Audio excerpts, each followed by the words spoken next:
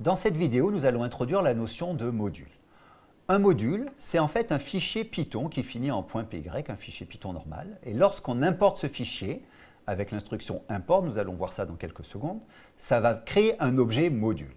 Un module, en fait, contient un certain nombre de fonctions ou d'opérations à effectuer. Et l'idée des modules, c'est de mettre des opérations similaires dans le même fichier. Donc, en fait, vous pouvez voir un module comme une sorte de boîte à outils que vous importez lorsque vous avez besoin de l'ouvrir. Ouvrons maintenant un interpréteur Python pour commencer à jouer avec les modules. Nous allons commencer par importer le module random.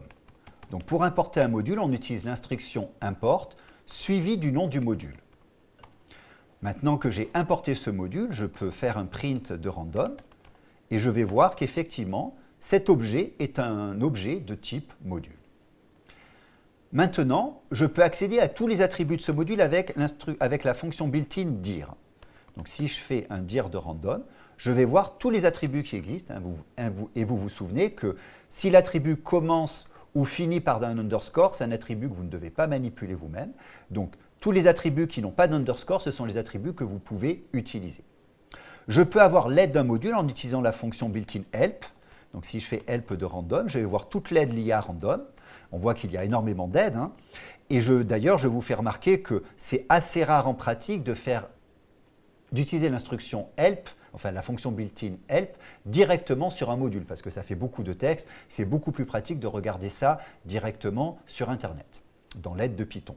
Mais par contre, help est très utile lorsque vous voulez regarder le fonctionnement d'une méthode particulière d'un module. Donc refaisons un dir de random. On voit qu'on a un certain nombre de méthodes. Et maintenant, je vais regarder quel est le fonctionnement de la méthode randint. Donc je vais faire un random.randint. Et je veux voir l'aide. Donc, si je suis sur IPython, je mets un point d'interrogation. Si vous n'utilisez pas IPython ou un notebook, écrivez la fonction built-in help. Et je vais voir l'aide de randint. Que fait randint? Il me retourne un nombre au hasard, choisi entre A et B en incluant A et B. Donc, je vais maintenant appeler cette méthode sur mon module. La notation, c'est point randint. Donc, je donne le nom du module, point, le nom de la méthode à appeler. Et je vais choisir un entier entre 1 et 100. Et ça va effectivement me calculer un entier au hasard. Dans ce cas-là, c'est 45. Et évidemment, à chaque fois que je relance, j'ai un nouvel entier choisi au hasard. Python est livré avec un grand nombre de modules. C'est ce qu'on appelle la librairie standard. Il y en a autour d'une centaine. Ces modules vous permettent de faire un grand nombre d'opérations courantes. Et l'avantage de la librairie standard, c'est qu'à chaque fois que vous installez Python sur une machine, vous avez la certitude que la librairie standard va venir avec cette installation de Python. Donc, regardons quelques opérations que l'on peut effectuer avec la librairie standard. On peut faire de la programmation parallèle ou de la programmation asynchrone. On peut utiliser la persistance, on peut faire de la persistance de données, une opération que l'on appelle sérialisation, pour garder une copie des objets sur le disque dur. On peut faire de la communication sur Internet. Python supporte quasiment tous les protocoles classiques sur Internet. On peut formater les données et lire des formats spécifiques de données sur Internet. On peut manipuler des fractions ou des nombres décimaux, on peut écrire des expressions régulières, gérer des dates et des calendriers, interagir avec le système de fichiers, créer des fichiers, des répertoires, parcourir des répertoires.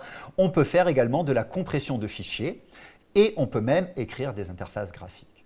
Vous voyez donc que vous avez un grand nombre de modules qu'on appelle la librairie standard livrée avec Python, mais Python a également des centaines de milliers de modules écrits par des groupes de développement ou alors par des individus que vous pouvez charger et importer dans votre programme. Nous verrons notamment dans ce MOOC une partie de la librairie utilisée pour la programmation scientifique, ce qu'on appelle le data science, notamment les modules NumPy et Pandas. À bientôt!